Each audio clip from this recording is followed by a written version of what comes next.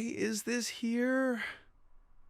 That's what visitors whisper as they stand beneath the ancient stones of Salisbury Plain. A monument so impossibly massive, so precisely aligned, it shouldn't exist. Built before the wheel, before writing, before metal. Who created this? And more hauntingly, why? Today, new discoveries are finally peeling back the layers of myth and mystery. And what we're learning is not just surprising, it's revolutionary. Stonehenge isn't just old, it's prehistoric. Older than the pyramids, older than the Great Wall. Built over 5,000 years ago, in a time when much of Europe lived in scattered farming villages. Yet here, on a lonely stretch of English grassland, someone orchestrated one of the most ambitious engineering feats in human history. Massive stones, some weighing over 40 tons, arranged in perfect circles and alignments that defy belief. And they did it all without wheels, without metal tools, without even a written plan. For centuries, the question has echoed across time. How did they do it? Who were they? And perhaps most mystifying of all, what drove them to try? Imagine this. You're told to move a 40-ton stone across 150 miles of wild, unforgiving terrain. No roads, no carts, no machines. Just you, a few ropes, some logs, and a lot of hope. Welcome to the Neolithic job site. The smaller blue stones used at Stonehenge, each weighing up to 4 tons, were dragged all the way from Wales, over 200 miles away. The larger sarsens came from Marlborough Downs, still a brutal 25-mile journey. So how did they do it? Archaeologists believe in a system of greased log rollers and sledges. Dozens, possibly hundreds of people moving together in coordination. Every few feet, they'd roll, reset the logs, and push again.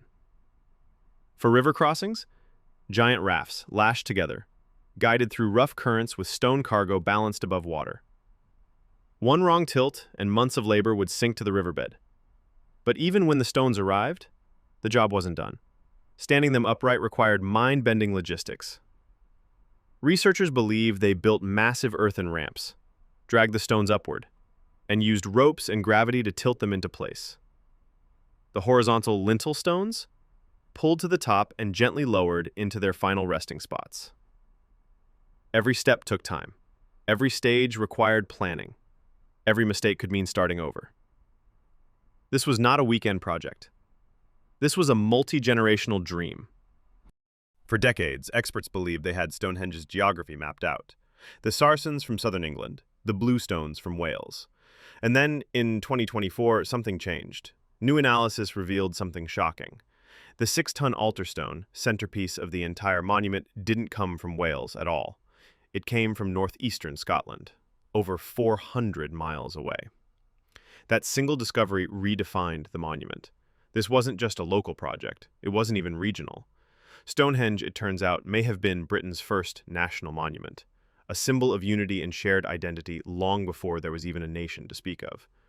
Someone, more likely many someones, coordinated the transportation of a 6-ton stone across nearly half a continent. Why? Because Stonehenge wasn't just a construction, it was a statement. Over the centuries, myths rose to fill the silence Stonehenge left behind. Some said Merlin summoned the stones from Ireland, flying them through the air with magic. Others claimed Romans, Vikings, or even ancient Egyptians must have built it. But none of that holds up. The Druids? They arrived 1,000 years too late. The Romans? 2,000 years after it was built. The Vikings? Don't even get started. The truth is more humbling and more inspiring. Stonehenge wasn't built by mysterious outsiders. It was built by the ancestors of today's Britons, farming communities with no written language but a deeply sophisticated understanding of time, space, and coordination. They weren't primitive, they were visionary. It started around 3100 BC. Early Neolithic farmers dug the first circular ditch and bank using tools made from deer antlers and stone. These people farmed, raised families, and honored the land. They were the first to mark the plain. Then, around 2500 BC, something changed. A new people arrived from continental Europe, possibly from Anatolia, bringing metallurgy, advanced tools, and a new vision. Rather than destroy the circle, they expanded it. They brought in the giant sarsens and transformed the site into the structure we recognize today. They didn't conquer, they collaborated. DNA evidence shows intermarriage between the old and new populations. Cultures blended, ideas mixed. Stonehenge became a living monument, evolving with its people. Next came the Beaker people, named after their distinct pottery. They turned Stonehenge into a burial ground for elite figures, chieftains, priests, astronomers. The circle became sacred in life and in death, and still, the construction continued. Generations contributed. Tribes from across Britain brought offerings. Animal bones from Scotland, Wales, and distant English regions suggest pilgrimage, not just proximity. Stonehenge wasn't a local temple. It was a prehistoric Mecca. So, why? Why invest centuries of effort, sacrifice, and coordination to build this? The answer is written in light. Stonehenge is more than stone. It's a celestial machine. On the summer solstice, the sun rises in perfect alignment with the heel stone. On the winter solstice, sunset frames the monument's heart. This wasn't a coincidence. It was engineering, mathematical precision executed with Stone Age tools.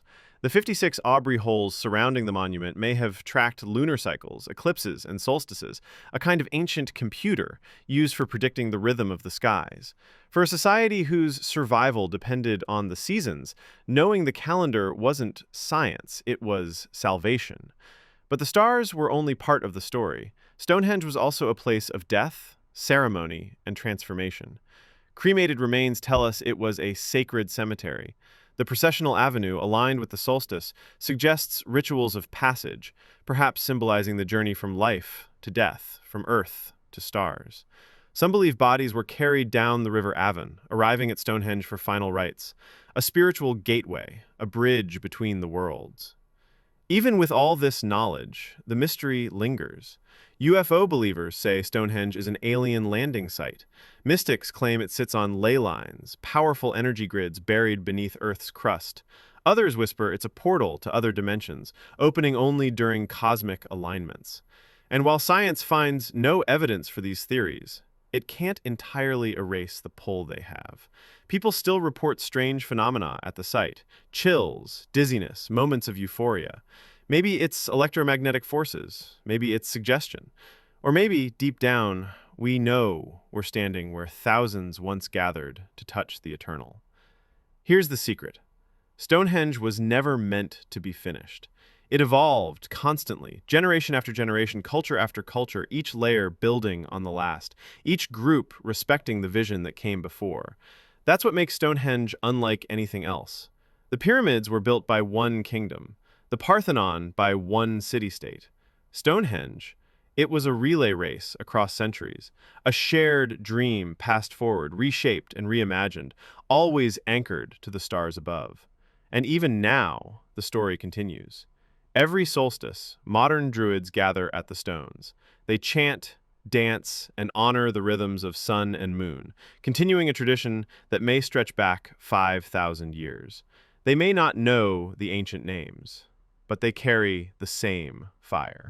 Not aliens, not wizards, not lost super civilizations. The truth is far more extraordinary. Stonehenge was built by us, by people who shared our DNA, our doubts, our dreams, people who had no writing, no wheels, no iron, yet they looked up at the stars and said, "Let's build something that lasts forever." They knew they wouldn't live to see it finished, and they did it anyway, because some things matter more than one lifetime. Some ideas are too big for a single generation. Stonehenge is proof that unity, vision, and persistence can move mountains, literally. In a world driven by individualism and instant gratification, Stonehenge reminds us, legacy isn't what you leave behind, it's what you build together. What do you think drove our ancestors to pour their souls into this monument? Was it science, spirituality, survival, or something deeper, something we've forgotten? Drop your theory in the comments. And if this story made you see the past with new eyes, hit that like button, subscribe, and ring the bell, because there's a whole world of ancient wonders still waiting to be revealed.